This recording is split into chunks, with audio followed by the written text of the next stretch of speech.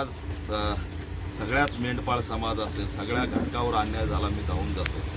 मराठा समाजाच्या काही मुद्द्यावरती मी खूप प्रखर भूमिका घेतली. संतोष देशमुखचा हत्याकांड हे मानवतेला काळिंबा फासणारा हत्याकांड होतं. त्या हत्याकांडामध्ये मी एंट्री केल्यानंतर त्याला एक बहुजनाचं एक वळण आलं आणि त्यानंतर एक सामाजिक परिवर्तनाची लाट महाराष्ट्रात आली. ही एक विभागलेले घटक जे आहेत ते एका घटनेमुळे एकत्र आले. त्याला जी नाळ मी जोडली होती की बौद्ध समाजाचा सिक्युरिटी आणि त्याला वाचवायला संतोष देशमुख गेला आणि संतोष देशमुखचं हत्याकांड झालं. हे बौद्ध आणि मराठा समाजाचं जे काही मी मुद्दा घेऊन जो लढा उभा केला त्याच्यातून ते आरोपीसुद्धा जेरबंद झाले. राज्यव्यापी आम्ही आंदोलन उभा केलं.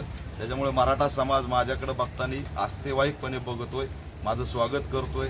अनेक मुद्द्यांवरती त्यांनी भूमिका घेतली म्हणून कौतुक करतोय आणि अनेक ठिकाणी हे सामाजिक परिवर्तन वाढत जाईल अशी अपेक्षा मी सुद्धा बाळगून आहे आणि म्हणून त्यांनी जे काही माझं स्वागत केलं त्याबद्दल मी त्यांचा आभारी आहे. शेवटचा एक प्रश्न की 14 एप्रिल जवळ येते. 1-2 दिवसात डॉक्टर बाबासाहेब आंबेडकरांची जयंती साजरी होणार आहे संपूर्ण भारतामध्ये. बावडा एक पॅंथरभूमी आहे आणि या पॅंथरभूमीमध्ये सुद्धा शेवटच्या शुक्रवारी डॉक्टर बाबासाहेब आंबेडकरांची जयंती साजरी होत असते अशी परिस्थिती आहे. परंतु यंदा या गावामध्ये त्याच दिवशी भैरवनाथाची यात्रा जे गावदेवचं देवस्थान आहे त्या दिवशी जो गावचा छबिना होतो त्या गावचा छबिन्याचं एक महत्त्व लक्षात घेता सगळ्या भीमसैनिकांनी असं निर्णय केला की ती जयंती आदल्या आठवड्यात म्हणजे 17 तारखेला करावी आणि ती 17 तारखेला जयंतीची मिरवणूक निघणार आहे. परंतु विषय असा झाला आहे बावड्यामध्ये की या ठिकाणी 16 तारखेला 5:30 वाजता संध्याकाळी एक हिंदू संमेलन होणार आहे आणि त्याच्यामध्ये सगळे RSSचे प्रवक्ते येणार आहेत. कारण RSSला 100 वर्ष पूर्ण होत आहेत. त्याच्यामध्ये त्यांनी एक मुद्दा धरला की हिंदू सुरक्षित तर संविधान सुरक्षित. याच्याकडे कसं बघता? नाही, नालायकपणा आहे, मूर्खपणा आहे.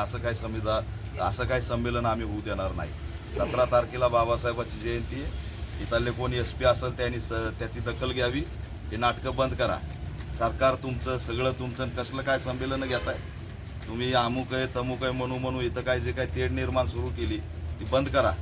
आणि हे जे काही चाललंय ना, जे 2-4 जण फडफड करतात त्यांना मी सांगतो तुमचा सुद्धा नवनीत राणा होणार आहे. काय नवनीत राणाचे हाल झाले. हिंदू म्हणून तिने एवढं रान पेटवलं, रस्त्यावर बसून काय वाचलं, काय झालंय आज तिला राज्यसभेवर सुद्धा घेतलेलं नाही. म्हणून काही जणांना वाटतंय की हा मुद्दा रेटून काहीतरी वातावरण निर्माण करून तेढ निर्माण करून मंत्रिपदं भेटतील. तर ह्या आविर्भावात त्यांनी राहू नये. त्यांचं नवनीत राणा होणार आहे आणि डॉक्टर बाबासाहेब आंबेडकरांच्या जयंतीच्या आदल्या दिवशी असला कोणताही कार्यक्रम RSSचा घेऊ नये. RSS कोणती संघटना आहे सगळ्या देशाला माहीत आहे. RSSला 100 वर्ष पूर्ण झालेत. त्यांनी खुशाल तिकडं रेशीमबागमध्ये काय करायचे ते करावं. इथं बावड्यामध्ये ऐतिहासिक आमची जयंती, आमच्या भीमसैनिकाचं स्वागत केलं पाहिजे की त्यांनी त्या यात्रेच्या संदर्भातलं जो काही आहे ते समजून तारीख पुढं केली.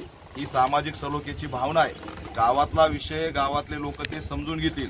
पण बाहेरून येऊन कुणी जर हिंदू संमेलन नाटकं करीन RSSच्या नावाखाली तर त्याला सोडणार नाही. एवढा इशारा मी या ठिकाणी देतोय.